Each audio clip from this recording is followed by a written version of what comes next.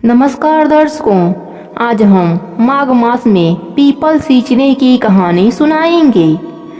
स्नान दान कर पुण्य अर्जित करने के लिए माघ का महीना बहुत ही उत्तम माना गया है। मोक्ष प्रदान करने वाला माघ स्नान पौष पूर्णिमा से आरंभ होकर माघ पूर्णिमा को समाप्त होता है। माघ मास में जहाँ कहीं भी जल हो वह गंगा जल के समान हो जाता है। माघ स्नान करने वाले मनुष्यों पर भगवान प्रसन्न रहते हैं तथा उन्हें सुख सौभाग्य धन संतान और मोक्ष प्रदान करते हैं। माघ मास में पीपल सींचने, तुलसी सींचने, गंगा स्नान और कहानी सुनने का विशेष महत्व होता है। तो आइए सुनते हैं आज की कहानी। एक गांव में एक ब्राह्मण और ब्राह्मणी रहते थे।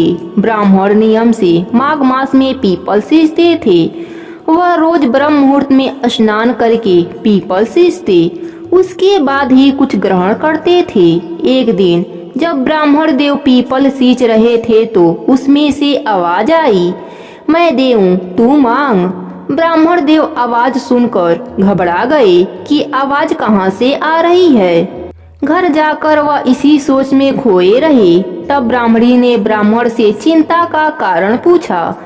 तब ब्राह्मण ने बताया, आज मैं पीपल को सींच रहा था, तब उसमें से आवाज आ रही थी, मैं देऊं तू मांग। ब्राह्मणी ने कहा, पीपल के पेड़ पर ब्रह्मा, विष्णु और महेश तीनों देवों का वास होता है, शायद वह आवाज उन्हीं की हो। कल आप पूजा करने जाइएगा, तब आप अपनी मनोकामना उनसे कह दीजिएगा, जो चाहिए उनसे मांग लीजिएगा। ब्राह्मण ने कहा, क्या मांगूं? ब्राह्मणी ने कहा, आप उनसे कहना 16 साल की काया दो, 1000 साल की माया दो, पोते पोतियों का परिवार दो और सारा सुख दो। ब्राह्मण देव ने वही किया। जब अगले दिन पीपल देव की पूजा करने गए, तब पीपल से वही आवाज आई, मैं देऊं तू मांग। तब ब्राह्मण ने कहा, 16 साल की काया दो, 1000 साल की माया दो, पोते पोतियों का परिवार दो और सारा सुख दो। देवताओं ने कहा, यह ब्राह्मण देखने में तो सीधा साधा लगता है, पर उसने तो सारा सुख मांग लिया। देवों ने ब्राह्मण से कहा, जो तुमने मांगा है वह सब तुमको मिल जाएगा। फिर ब्राह्मण देव पूजा करके घर को चल दिया। वह रास्ते में इसी सोच में मग्न था कि मैंने तो पीपल देव से इतना कुछ मांगा, पर उन्होंने तो कुछ नहीं दिया। इसी सोच में वह घर से आगे निकल गया। ब्राह्मणी ने पीछे से आवाज लगाई, आप अपने घर को भूल गए हैं क्या? तब ब्राह्मण देव ने पीछे मुड़कर देखा और बोला, यहाँ तो हमारा झोपड़ा था, यह महल कहाँ से आ गया? ब्राह्मणी ने कहा, मैंने आपसे कहा था कि पीपल देव में भगवान का वास होता है। आपने मांगा और उन्होंने सब कुछ दे दिया।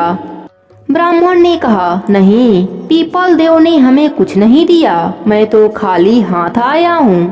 ब्राह्मणी बोली, पीपल देव ने हमें सब कुछ दे दिया है, आप अंदर तो आइए।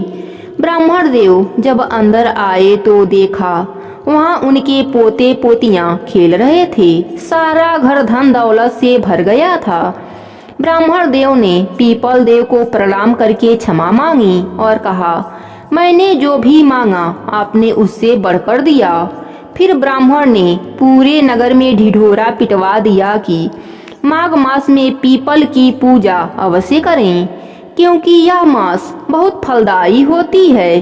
इसके बाद ब्राह्मण और ब्राह्मणी सुखी पूर्वक रहने लगे और नियम से माघ मास में पीपल देव की पूजा करते रहते थे। हे पीपल देव, जैसे आपने ब्राह्मण की झोली खुशियों से भर दी, वैसे ही आपकी कहानी कहने वाले, सुनने वाले और हुंकारा भरने वालों पर भी अपनी कृपा दृष्टि बनाए रखना। जय हो पीपल देव की।